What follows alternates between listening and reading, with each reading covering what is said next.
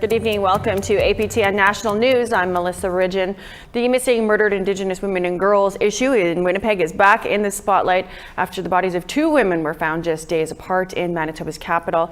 Our Daryl Stranger has more on this story that has some worried that even more murders will be uncovered. The minister at the time, Carolyn Bennett, recognized Manitoba as ground zero for missing and murdered loved ones. The last few weeks, it continues to be ground zero in this country. Sandra Delarond is an MMIWG advocate in Winnipeg. The recent killing of two Indigenous women have her frustrated. On May 16th, partial human remains were discovered near an apartment building in Winnipeg. The victim was identified as 24-year-old Rebecca Comtois. Jeremy Anthony Michael Skibicki has been charged with first-degree murder in connection with Comtois' death. Skibicki remains in police custody. Homicide investigators say Skibicki could have more victims. On May 19th, police found another deceased woman downtown, Doris Lydia Trout. They are asking for help locating two women they say are persons of interest. Northern Grand Chief Garrison Settee says he is worried for Indigenous women. He said in a release, "The homicide of a second young Indigenous woman in a week is a tremendous loss and concern for our community. I am extremely worried we are witnessing an increase in deadly violence impacting First Nations women in the city of Winnipeg." Delarond believes more action is needed from government. And unfortunately, despite the national inquiry, despite the finding of genocide, and despite the involvement of community in developing a national action plan, particularly the involvement of people from Manitoba in developing the urban implementation plan, there has been no action. Putting a dime here and a dollar there is not going to change the circumstance. They have to commit to ending genocide. Daryl Stranger, APTN National News, Winnipeg. The stories are similar across Canada about systemic racism when seeing a doctor or going to a hospital. A new report from the Ottawa region says that Indigenous people regularly experience racism when dealing with the healthcare system there. APTN's Fraser Needham explains. People try to hide their Indigenous identity to receive care. If they can pretend to be something other than they are, maybe, just maybe, the nurse, the doctor, the specialist will treat them kindly, treat them equitably. That's Wabano Center's Alison Fisher talking about a new report called Share Your Story. And the findings are alarming. 78% of those surveyed reported experiencing anti-Indigenous racism in the healthcare system. 78% said they believed they would have received better service if they were non-Indigenous. 69% indicated reduced use of the system due to experienced racism. Fisher says sadly, none of the results are surprising. We've heard hundreds and hundreds of these stories through the years, and it was finally a culmination of just sort of people's weariness with the fact that the stories didn't change. The problems were still there year after year after year. The report interviewed more than 200 Indigenous people in 2018 and 2019. One of them is Ottawa Aboriginal Coalition co-chair Mickey Adams. Starting in 2018, she went to hospital numerous times with a serious chest infection, but was continuously sent home because staff assumed she was intoxicated. And so on 5 separate instances, I thought I was going to die and I was going to have a heart attack. On the 4th and 5th instance, my husband pretty much had to drag me to the hospital because I didn't want to be stereotyped or put down or ignored while I was at the hospital in pain. Adams says she fully understands why many Indigenous people avoid seeking medical treatment, even when they desperately need it. It's very frustrating, aggravating, and upsetting, because I know I needed the help, but I didn't want to go to the hospital to get the help. The report makes a total of 27 recommendations on how healthcare providers can tackle racism within the system. But Fisher says the most important step is for those running the system to acknowledge racism exists. I think one of the most fundamental things that we're trying to tell the institutions here is they have to take ownership. They've never taken ownership of the issue. So that's the fundamental beginning of this roadmap that we've laid out for them in this document, is to take ownership and commit to equity, to health equity. Fraser Needham, APTN National News, Ottawa. An Ontario judge has determined Freedom Convoy organizer Tamara Leach did not break her bail conditions and will not be returning to jail. A judge rejected the argument from the Crown that Leach broke her bail conditions when she accepted a Freedom Award for her leadership of the Ottawa protests. One of Leach's conditions is to not support anything related to the Freedom Convoy. The judge upheld the condition that she's not allowed to use social media. Leach is facing several charges in connection with the trucker protests that paralyzed Ottawa during the start of 2022. We need to take a short break, but still ahead, the latest in the murder trial against 2 Alberta farmers accused of killing 2 Métis hunters. Stay with us.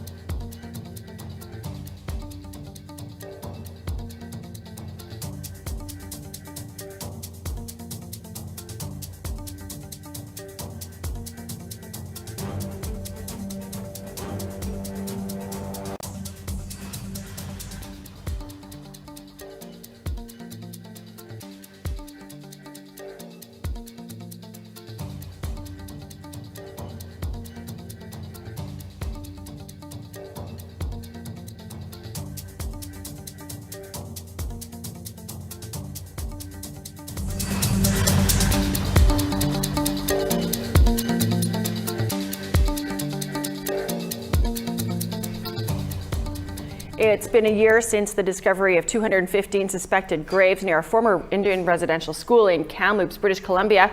The graves are believed to be for children who attended the school. The community recently gathered to honor them on that anniversary, and Tina House was there. At a sunrise ceremony at the former Kamloops Indian Residential School, the day began with a 5 a.m. sunrise ceremony to honor the 215 children that were found in hidden graves. It's a day for those to gather and support each other, meanwhile calling for justice for those young ones that just never made it home. And for those that did make it home, their scars are not far from the surface. Yeah, there was a lot of sexual abuse. I don't want to talk about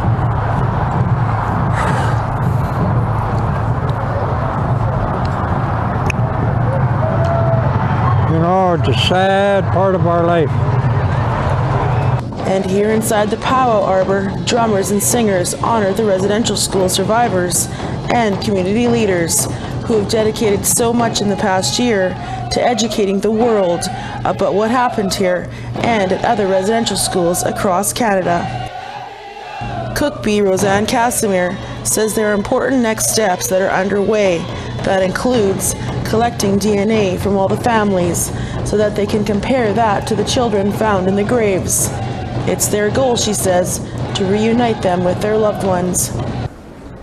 We also have a legal team and a task force. They're also developing an action plan. And this action plan outlines all those meaningful steps that we need to heal, as well as get justice for whatever and may be seen as a crime. No child deserves to be treated or disrespected, to be dismissed, abused, made to feel less than human. And no child deserves to have their friends disappear, never to be seen again, always wondering, am I next? Since the horrific discovery 1 year ago that sent shockwaves around the world, thousands have come forward to pay their respects to the many victims of residential schools. Hundreds of survivors have bravely stepped forward to tell their truth about what happened. Nowhere else in the country is there schools with a burial ground. Why are they here? They should be at home. And I really feel that Canada and the church have an obligation to us to make it right. And in a move to reconcile the past, an Indigenous delegation recently traveled to Rome to meet with Pope Francis, which culminated in an apology and a promise for him to come to Canada. However, that tour will not include to Kamloops to Sequepum. Grand Chief Stuart Phillips says it's a major misstep if he doesn't come here. It's disgraceful that the Pope has refused to come and visit here at the epicenter of the discovery of the unmarked graves. And for 86-year-old Grand Chief Joe Manuel Sr., who attended the former Kamloops Indian Residential School, he's angry more hasn't been done. The law's got to be changed. Those people that were responsible for 215 young people here, they got to be taken to the Supreme Court of Canada to justify what has happened. The time for we didn't know is over. Since the discovery here at Kamloops to Sequepum, more unmarked graves are being discovered at former residential schools right across Canada, with more exploration work continuing. Tina House, APTN National News, to Kamloops to Sequepum. The National Indian Residential School Crisis Line is available for survivors and others who might need support. You can call them at 1-866-925-4419. Well, we want to hear what you think about that story or any story that we bring you or should be bringing you. Here's how you can continue the conversation. Send your emails to news@aptn.ca. You can leave a comment on aptnnews.ca. You can also find us on Facebook, Twitter, Instagram, YouTube, and TikTok. Follow APTN News to join the conversation and see all of our latest stories. The trial in Edmonton of two men accused of killing Métis hunters Jacob Sansom and Maurice Cardinal is well into its second week. Here's John Murray with a recap of what's happened so far in court. Jacob Sansom and Maurice Cardinal had spent the day hunting on March 27, 2020. They bagged a moose, and by late afternoon, they had finished butchering it. That evening, around 9 p.m., they were shot and killed at an intersection just north of Glendon, Alberta, 220 kilometers northeast of Edmonton. A passerby found them early the next morning. Two Glendon area farmers Roger Bilodeau and his son Anthony have been charged with second-degree murder. They have both pled not guilty. On Monday, the accused lawyers said the Bilodeaus acted in self-defense. The jury was shown security video of the shooting taken from a Canadian Natural Resources Limited building by the scene.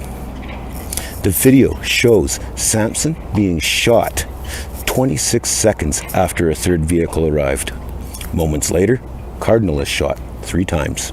Crown Prosecutor Jordan Kerr said that Roger and Joseph Bilodeau chased a vehicle from the entrance of their farm, at times reaching speeds over 150 kilometers an hour.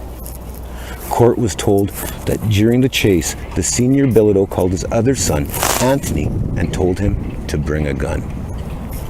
Defense counsel called Jacob Sampson's wife, Sarah, to the stand. She was asked about her husband's level of intoxication. According to an autopsy, Jacob Sampson had 3 times the legal limit of alcohol in his system. On Thursday, the court heard a recording of Roger Bilodeau's first interview with the RCMP. It was recorded at his farm on April 1st, 2020. He says he is innocent. 3 hours later, he goes to the RCMP detachment in Bonneville for a second interview. This time, he appears to confess. Joseph Bilodeau testified that he was with his dad the evening of the shooting for safety reasons. The trial is expected to go until the end of this week. John Murray, APTN National News, Edmonton. Thanks, John. To Nova Scotia now, where an elementary school is doing what it can to save an Indigenous language by teaching Migma. And as Angel Moore reports, it's bringing Indigenous and non-Indigenous communities together. That's Noreen Sillyboy, teaching a grade 7 class the Migma language to Indigenous and non-Indigenous students. She loves sharing her language. I absolutely love it. I love seeing children pick up a word and say it, even pronouncing a word correctly. Sillyboy was about the same age as her students when her family moved to a Migma community with few speakers left. I was shocked. I didn't even know I was in a Migma community, actually. I thought I was just in a regular town. Inspired to keep her language alive, Sillyboy became a teacher, teaching Migma to grades 4 to 8 for the last 8 years. The Trout Middle School is about 1 hour northeast of Halifax and located beside the Millbrook First Nation. Principal Tammy Fox wants the Migma to feel welcome in her school. We are learning so much from one another and are able to see all of the issues and our life experiences through different lenses, and that only enriches our experiences as educators and as students at the school. Students from the Millbrook First Nation know the importance of their language. The language is very rare along other countries, so it's nice to spread it more so people will know it's there. It's good to learn it because not a lot of Native students from other places don't really know that much Migma. In my community, the language is dying, so it's important that the younger people learn the language. Student Brandon Fairchild Gills is non-Indigenous. He is taking the class to learn. It's good because the language is dying and it's just nice to learn it. Sillyboy, a recipient of the Nova Scotia Education Week Cultural Responsive Educator, hopes Migma language classes will be offered in all schools. And it brings back a sense of pride to our community, not only our children, but also the greater community, our elders, our their parents. It's uplifting. More schools may incorporate Migma classes in the future, as Nova Scotia introduced a bill in April to designate Migma the province's first language. Angel Moore, APTN National News, Truro, Nova Scotia. Love that. Well, we need to take one more break, but when we come back, we're going to catch up with 2 Indigenous designers who hit the runway for Paris Fashion Week. Stay with us.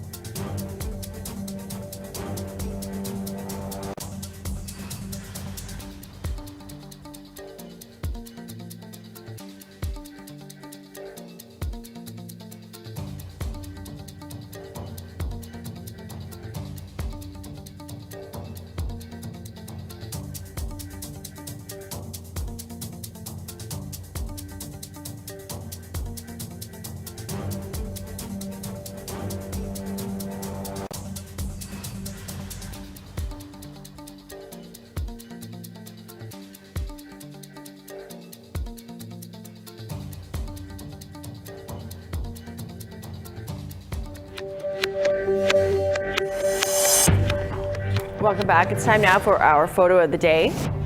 Our viewer Dave Menzies can confirm that spring has arrived in Steinbach, Manitoba. Those tulips and daffodils are certainly a sight for winter-weary eyes that are here in Manitoba. Thanks for that, Dave, for sharing that color. You can email your photos to share at aptn.ca to be a chance to be our next photo of the day. Let's take a look now at tomorrow's weather forecast. To the east coast, we got sunshine in St. John's and 11 degrees, 20 and sunny for Charlottetown. Happy Valley, Goose Bay, 10 and cloud. Kuujjuaq, some flurries and 5 degrees. Chibougamau, rain and 12 degrees for you, 24 and a chance of showers for Montreal. Ottawa, cloud and 23 degrees. Sault Ste. Marie, 15, cloudy skies there. 19 and sunshine for Sioux Lookout. Kapuskasing, rain and 14. Puckatawagan, showers and 6 degrees expected. God's Lake, 18 and rain. 23 and showers for Winnipeg. 24 and sunshine for Brandon and Gimli. 24 for you in Swift Current, sunny skies there, same with you in Saskatoon. 20 and showers for Meadow Lake, 14 and sunshine for Stony Rapids. Peace River, cloud and 20 degrees, sunshine for Grand Prairie, 19 expected there. 20 and sunny for Edmonton, 26 and sunshine for Medicine Hat. 22 with a mix of sun and cloud for Kamloops, 19 with a mix of sun and cloud expected for Canal. 14 and showers for Smithers, 18 and cloud for Fort Nelson. 17 and showers for Dawson City, Mayo and Whitehorse. You get rain there too. 15 and sunshine for Yellowknife, Watis, sunny and 16. Sax Harbor, 2 and sunshine, Tuktoyaktuk, 4 and showers. 0 with a mix of sun and cloud for Chesterfield, New Yacht, some flurries, -2 expected. Pangnirtung, -5 and snow, sunshine and -6 for Iqaluit.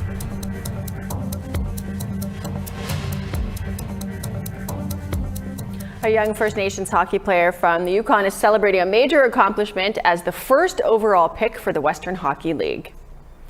14-year-old Gavin McKenna is Trondak Gwich'in from Whitehorse. He's the first Yukoner to be drafted first overall for the WHL.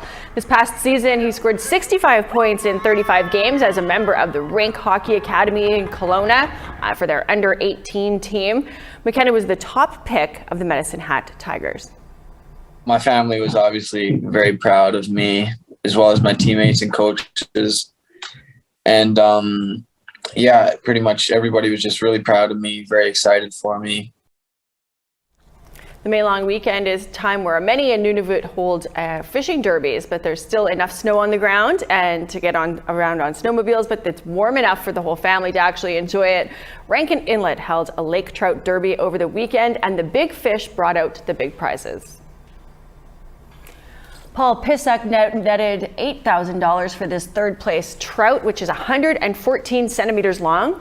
This second place trout weighed in at 116 centimeters and was snagged by Karine Pilakapsi. That was for $9,000. And this monster was caught by winner Pelagi Kritaklilak. That's a lake trout that you're seeing there, and it measured 120 centimeters long. Her prize is this 2022 Honda Rubicon 520 four-wheeler and bragging rights, at least until Rankin Inlet hosts their annual Cod Derby this fall. In Focus wrapped up its 2021-22 season today, looking back on popular stories that we brought you and updating what's happened with them since, including catching up with 2 Indigenous designers who got to show at Paris Fashion Week this past spring. And we got an update from the woman who found fame in Indian country making Indigenous clothing for Barbie. Here's what some of them had to say. What's been, since you come home, you've now been featured at Paris Fashion Week. Was there sort of a deluge that came after that of people wanting your stuff or wanting to collaborate? Yeah, we definitely sold out of a lot of stuff for quite some time. And yeah, I've gotten a lot of opportunities to collab with some really cool artists. That's been very exciting, and a lot of opportunities with different local companies that I've really wanted to work with, like Manitoba Mucklucks contacted me, and I get to do some beading classes for them, which is my favorite thing to do. I love to teach the art form to people.